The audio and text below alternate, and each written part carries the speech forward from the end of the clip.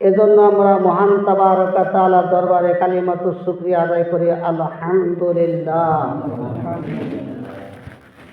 আরও শুকরিয়া আদায় করি তাজেদারে মদিনা আহমদে মুস্তাফা সৈয়দুল মুরসালিন জনাবে মুহাম্মদুর রাসূলুল্লাহ সাল্লাল্লাহু আলাইহি ওয়াসাল্লামের উম্মত হয়ে এই পৃথিবীতে আসার মতন সুবর্ণ সুযোগ করে দিয়েছে। সেজন্য মহান তাবারক ওয়া তাআলার দরবারে আমরা কি কালিমাতুশ শুকরিয়া আদায় করি, আলহামদুলিল্লাহ। মানুষ তিনটে জিনিস কোনো সময় চায় না, তারপরেও অটোমেটিক যুগের পরিবর্তে সময়ের পরিবর্তে আস্তে আস্তে সেই জিনিসটা কি হয়ে যায়।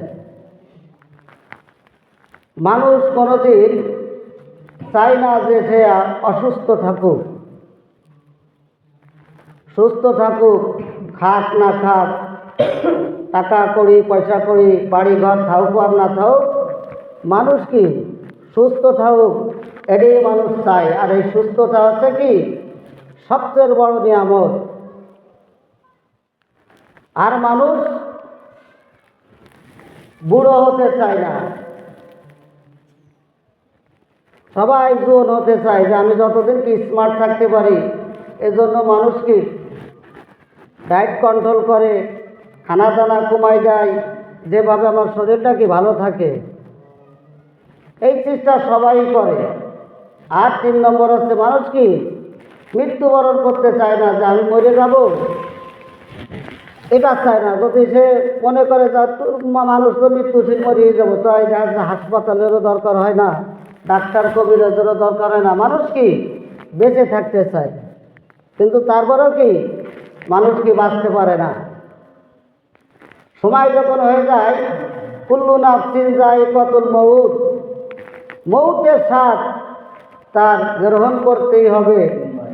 সে রাজা হোক আর বাদশাহ হোক আর ফকির হোক আর আলেম হোক আর উলামা হোক, সাধারণ লোক হোক, আজরাইল আলাইহিস সালাতু ওয়াস সালাম জাস্ট টাইম তার সাথে কি সাক্ষাৎ করবে।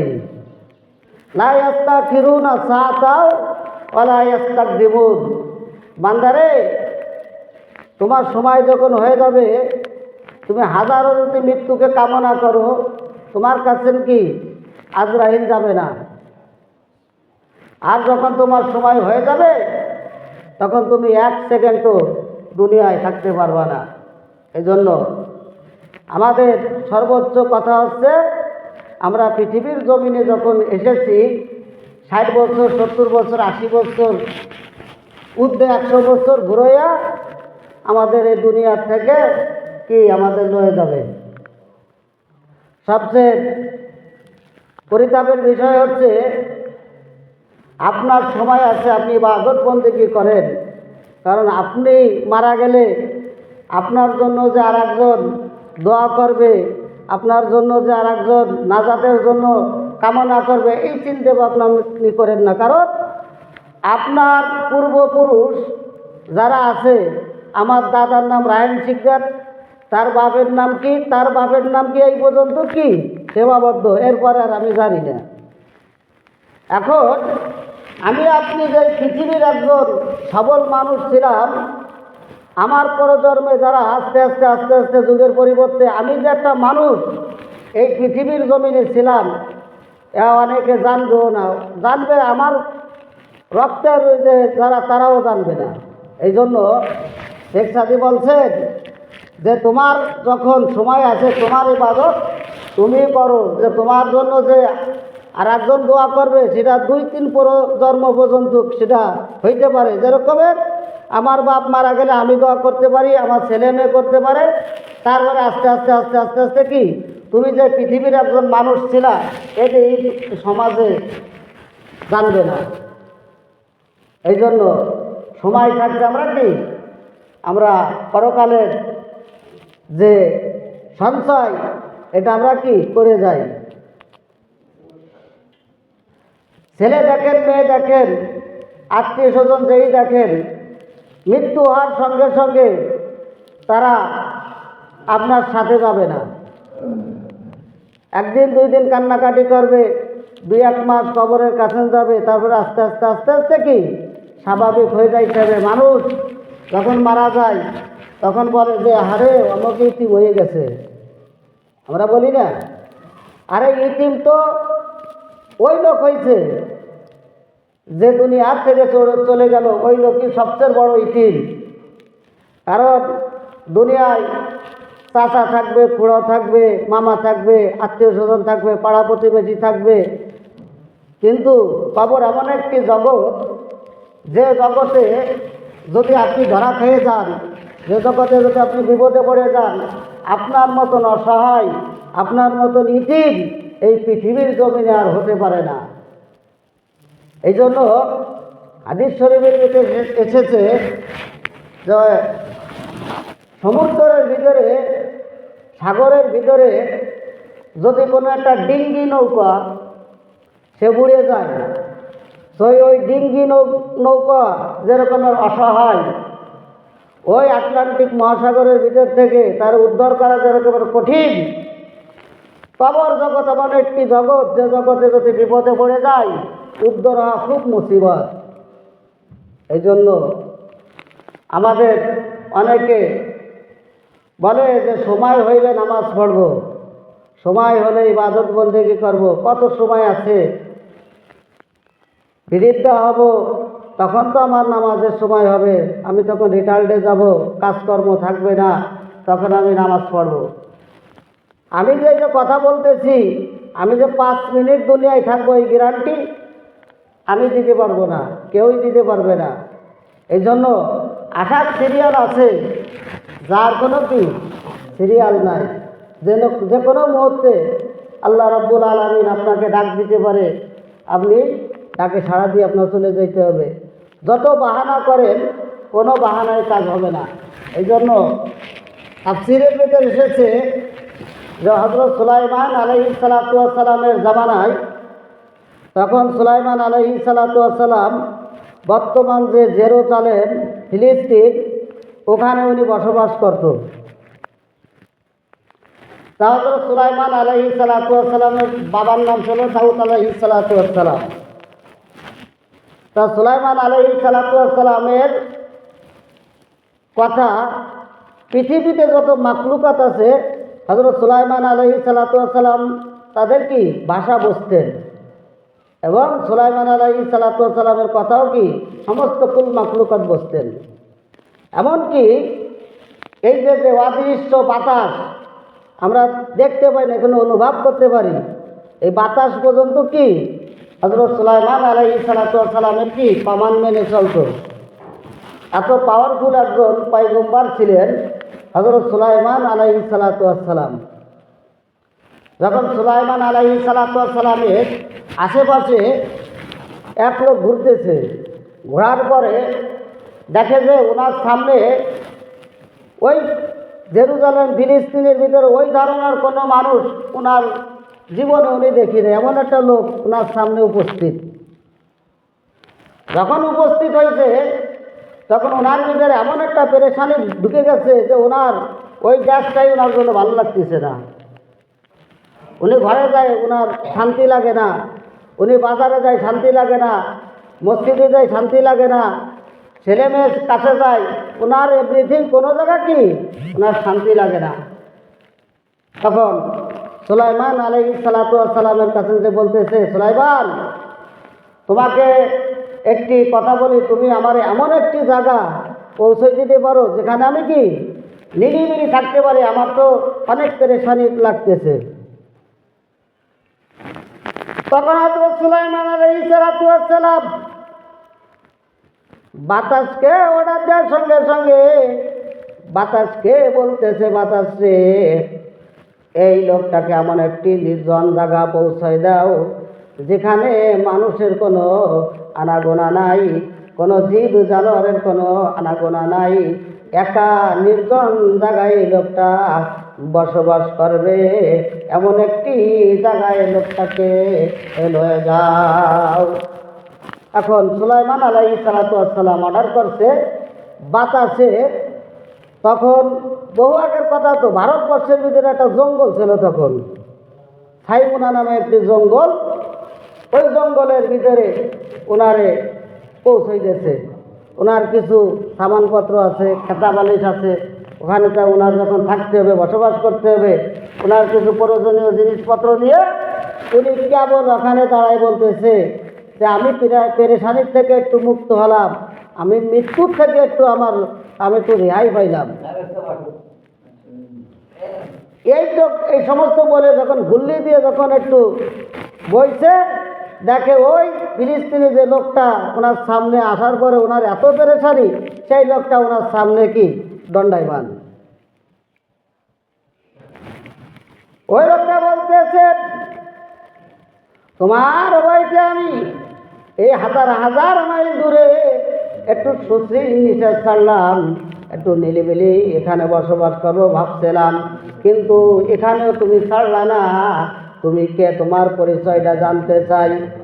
তখন বলতেছে, আমার পরিচয় হচ্ছে, আমি হচ্ছি মালাকুল মাউত, হযরত আজরাইল আলাইহিস সালাতু ওয়াস সালাম।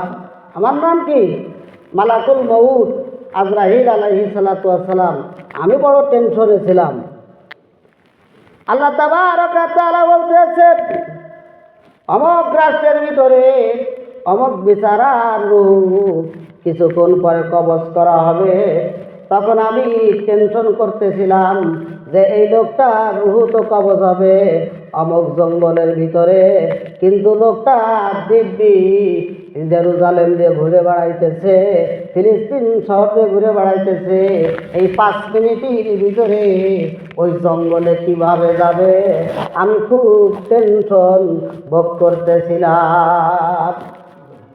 তার মানে কি, যেখানে তার মৃত্যু সেখানে তার কি যেভাবে ওটা নিয়ে যাবে। তখন বলতেছে, যেখানে তোমার মৃত্যু, এখনই তোমার মৃত্যুবরণ করতে হবে। আমি মালাকুল মউত, আমি তোমাকে কি কবজ করতে, তোমার রূহ কবজ করতে আসছি। তখন লোকটা বলতেছে, আমার যে এত শত শত মাইল দূরে, হাজার হাজার মাইল দূরে আমার মৃত্যুবরণ হবে, আমি যদি জানতাম আমি কোনো দিন আমার মাতৃভূমি ছাড়তাম না। হে আজরাইল, তুমি আমাকে একটু সুযোগ দাও, যাতে আমি আমার কাছে আবার আমি যাইতে পারি। আমার ছেলে মেয়ের সঙ্গে একটু দেখা করতে চাই, আমার কত টাকা পয়সা আছে আমি ভাগ বন্টন করতে চাই। আজরাইল রে, আমাকে একটু সময় দাও। তখন আজরাইল আলাইহিস সালাম বলতেছেন, লা ইয়াস্তাকিরুনা সাতাও ওয়ালা ইয়াস্তাকদিমুন, কুল্লু নাফসিন যায়িকাতুল মাউত সুম্মা ইলাইনা তুরজাউন। সময় যখন হয়ে যাবে, 1 সেকেন্ড এদিকেও যাবে না, 1 সেকেন্ড ওদিকেও যাবে না, মৃত্যু তোমার অনিবার্য সময় মতনই হবে। তখন ওনার রূহ ওই জায়গা কবজ হয়। তখন উনি বলতেছিলেন, কে আমাকে জানাজার নামাজ পড়াবে, কে আমাকে মাটি দেবে, কে আমাকে গোসল করাইবে? তখন আজরাইল আলাইহিস সালাম বলতেছে, তোমার নসিবে গোসল নাই, জানাজাও নাই, তুমি এই জায়গা পড়ে থাকবা, তোমার লাশ কুকুর চিরে গলে ভক্ষণ করবে। এই জন্য মৃত্যু এমন একটি জিনিস যে আপনার কাছে আসবেই। সেই মৃত্যুর আগে আপনার কিছু বাজারঘাট আছে, সেই বাজারঘাট করার জন্যই আল্লাহ তাবারক ওয়া তাআলা আপনাকে 60 বছর 70 বছর ঘুরাইয়া আস্তে নির্জন জায়গায় আপনাকে নিয়ে যাবে, যেখানে আল্লাহ ছাড়া আর আল্লাহর রসুল ছাড়া আপনার সাথী কেউ হবে না। এই জন্য সময় আছে আমরা ইবাদত করি, সময় আছে আমরা একটা ভালো কাজ করি। যখন আপনি হাজার চেষ্টা করেও আপনি তখন একটা নেকি আপনি করতে পারবেন না। মিশরের ভিতরে একটা কবরের পাশ দিয়ে এক বুজুর্গ যাইতেছে। বুজুর্গ কবরের পাশ দিয়ে যখন যাইতেছে, উনি ওই জায়গা দাঁড়াই পড়ছে সুবহানাল্লাহ। তখন কবরের ভিতর থেকে ওই লোকটা বলতেছে যে আজ আমি কয়েক হাজার কোরআন শরীফ কবরের ভিতর বসে খতম দিলাম, আমি একটা নেকি পাইলাম না। আর তুমি সুবহান আল্লাহ বললা, আসমান এবং জমিনের মাঝখানে ফাঁকা জায়গাটা নেকিতে ভরপুর হয়ে গেল। তুমি এই সুবহান আল্লাহ শব্দটা আমাকে দিয়ে দাও, আর আমি যে শত শত হাজার হাজার কোরআন শরীফ তিলাওয়াত করলাম, এটা তুমি নিয়ে যাও।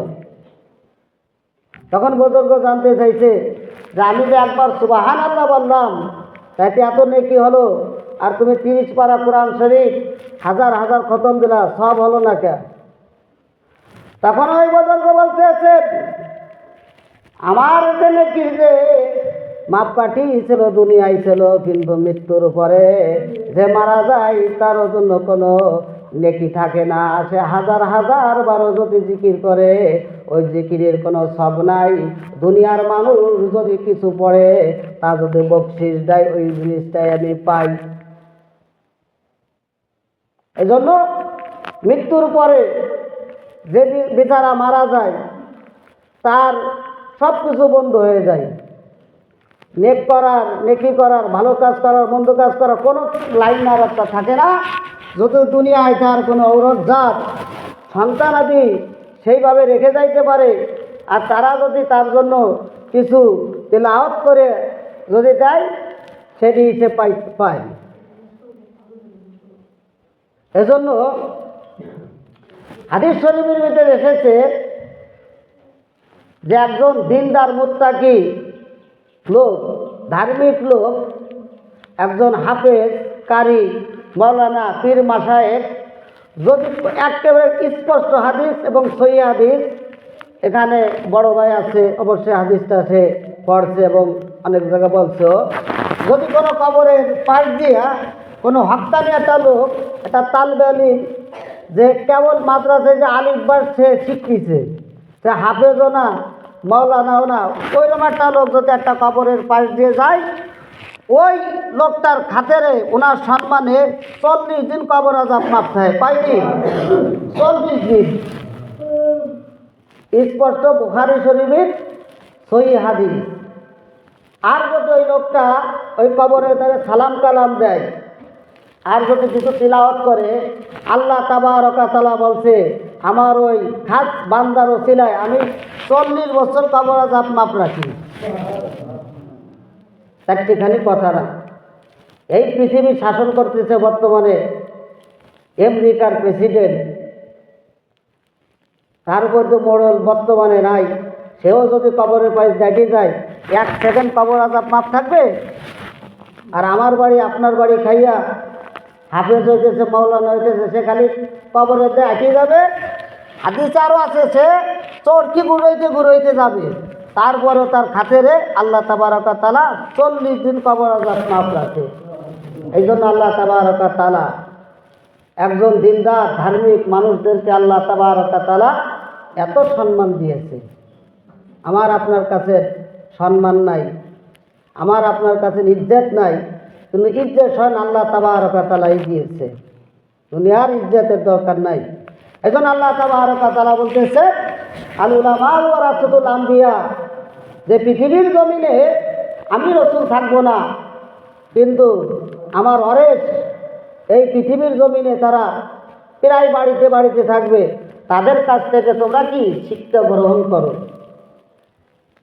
কিন্তু আমরা দুঃখের বিষয় যে আমার মসজিদ মাদ্রাসা দিয়ে 26 বছর আমার শিক্ষকতার বয়স, আর 6-7 বছর হয়েছে আমি রিটায়ার্ড। আজ পর্যন্ত কোনো মুসল্লি আসলো না যে হুজুর আত্মাহিতটা দেন, আমার সহি শুদ্ধ হয়েছে কিনা দেখেন। এটা হলো আমাদের সবচেয়ে পরিতাপের বিষয়, দুঃখের বিষয়। এজন্য অনেক কথা কষ্ট লাগে যে আমরা সব কিছু বুঝি, আমরা সব কিছু জানি, কিন্তু আমরা মানব না। শরম লজ্জার কোনো বিষয় না এটা জানতে হবে। আপনি জানতে জানতে যদি আপনি মৃত্যুবরণ করেন, আল্লাহ তাবারক ওয়া তাআলা আপনাকে কি তালবে ইলম শিক্ষা অর্জন করা অবস্থা আপনি মারা গেছেন, আপনি শহীদের দরজা পাবেন। আপনার কবর আজাব মাফ। এই জন্য এক বুজুর্গ বলছে যে এক লোক 70-80 বছর বয়স, সে এলাকায় ছোট ছোট পোলাপানের সাথে যে আলিফ বাসে। এখন বলতেছে যে তুমি বুড়ো মানুষ, দাদার বয়সী মানুষ, আলিফ বাসেও, আমরা কায়দা আলিফ বা তুমি একসাথে পড়তেছি, তুমি আলিফ বা নিয়ে পড়ি রইছো। আমি শুধু আলিফ বা নিয়ে পড়ি থাই না, তোর আব্বার সাথেও আলিফ বা পড়ছি। আমি এইভাবে পড়তে পড়তে পড়তে পড়তে যদি আল্লাহ রাব্বুল আলামিন আমাকে নিয়ে যায়, আমি বলতে পারবো আল্লাহ আমি দুনিয়ায় কোনো কিছু করতে পারি নাই, কিন্তু আমি শিক্ষা করা অবস্থায়, এলমেদিন শিক্ষা করা অবস্থায় আমি মারা গেছে, আমার কি এই খাতিরে মাফ করা যায়? এই জন্য আমরা নামাজ পড়ি, রোজা রাখি, সামনে রোজার মাস আসতেছে। শুধু রোজা থাকা উদ্দেশ্য এটা না যে এই ফজরের আগে সবে সাদেকের সময় ভাত খাইলাম আর মাগরিবের আজান দিলাম, ইফতারি করলাম, এটা রোজা না। রোজার অনেক নিয়ম কারণ আছে। 5 ওয়াক্ত নামাজ পড়তে হবে, মিথ্যা কথা বলা যাবে না, ইসলামের যতগুলো বিধান আছে মানতে হবে, যে সমস্ত বিধান আছে যে নিষেধ আছে সেটা কি ছাড়তে হবে। যেরকমের গত সপ্তাহে বড় ভাই বয়ান করছিল, হারাম হালাল নিয়ে বয়ান করছিল, আমার কাছে খুব ভালো লাগছিল। এই সমস্ত বয়ানেরই দরকার বর্তমান যুগে, যে হালাল জিনিস আর হারাম জিনিসের ভিতরে পার্থক্য কি? যেরকম কুকুরের বাচ্চা আর গরুর বাচ্চা। দেখেন হালাল জিনিসের ভিতরে বরকত কি, যে বছরে গরুকে একটা মাত্র বাচ্চা দেয়, একটা বাচ্চা গরুকে দেয়, তারপরে 8 গেছি ডাবতলির হাটের চাইতেও আমি 3 ডবল গরু দেখছি। হ্যাঁ, আমি গাবতলি যে ভরপুর কুরবানির সময় যে গরু ওঠে, ওর 4-5 গুণ বেশি গরু। আমি এই মাথা তো এই মাথা বলতে আমি টের পাইনি যে কত গরু। আর কুরবানির সময় তো গরুর অভাব নাই। আর কুকুরে বাচ্চা দেয় 6টা 7টা 5টা দেয়, দেখে বছরের সাথে একটারও পাওয়া যায় না, ইচ্ছের তলে পড়ে মরে, অথবা বিলেইতে মারি বেলায় যায়, ড্রেনে বসে পড়ে মরে। তার মানে কি হালাল জিনিসের তো বরকত আল্লাহ রাব্বুল আলামিন দিয়ে গেছে, হারাম জিনিসের বরকত নেই।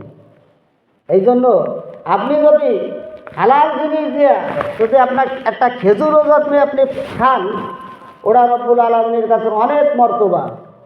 আর আপনি যদি হারাম খাবার আপনার টেবিল ভরা থাকবে, আপনি খাইবেন, চারিনারও লাভ নেই। শরীর স্বাস্থ্য ভালো, কিন্তু সব হইল না, রোজা হলো না। এই জন্য আমাদের কি সব বিষয়ের উপরে কি আমাদের দেখতে হবে। হাদিস শরীফের ভিতরে এসেছে, যদি কোনো ইমানদার মানুষ হারাম খাবার এক ওয়াক্ত খায়, এক ওয়াক্ত খাইল, জানিয়ে খাক আর না জানিয়ে খাক, তার 70 ওয়াক্ত নামাজ কবুল হয় না। মানে যদি কোনো ইমাম সাহেব তার যদি জায়গিরি থেকে খাবার পাঠাই দিল বাটি ভরিয়ে, খাবারটা হালাল না হারাম দেখলো না, খাইলো, নামাজ পড়ালো, দোয়া করলো, কমপক্ষে 70 ওয়াক্ত তার কিছুই হলো না। এই জন্য অনেক হিসেব কিতাব আছে। এই জন্য আল্লাহ তাবারক ওয়া তাআলা সামনে রমজান মাস আসতেছে, আমাদের কি রমজানের পবিত্রতা আমাদের কি রক্ষা করতে হবে। আর বিশেষ করে যদি কেউ মনে করে যে রোজা থাকলাম না, বিশাল বড় গুনাহ করছি, ইফতারি না যদি না করি তাতে আরও বড় গুনাহগারী হইতে হবে, এটা হলো কি বাটপাড়ি করা হলো। এটা যদি কেউ রোজা না রেখে যদি ইফতারি করা পারে, তাই সেটা কি তার মতন বাটপার এই পৃথিবীর জমিনে নাই। সে চোর হয়ে ঢুকলো, ডাকাত হয়ে বাড়ি ছেড়ে গেল। এটা হাদিসের কথা, যে একমাত্র রমজান মাসে ফরজের সবচেয়ে ফরজ যে জিনিসটি আছে, রোজার মাসে রোজা রাখা হলো সবচেয়ে বড় ফরজ। আর রমজান মাসে ইফতারির সময় ইফতারি করা হলো সর্বোচ্চ ওই দিনকের জন্য সবচেয়ে বড় ইবাদত।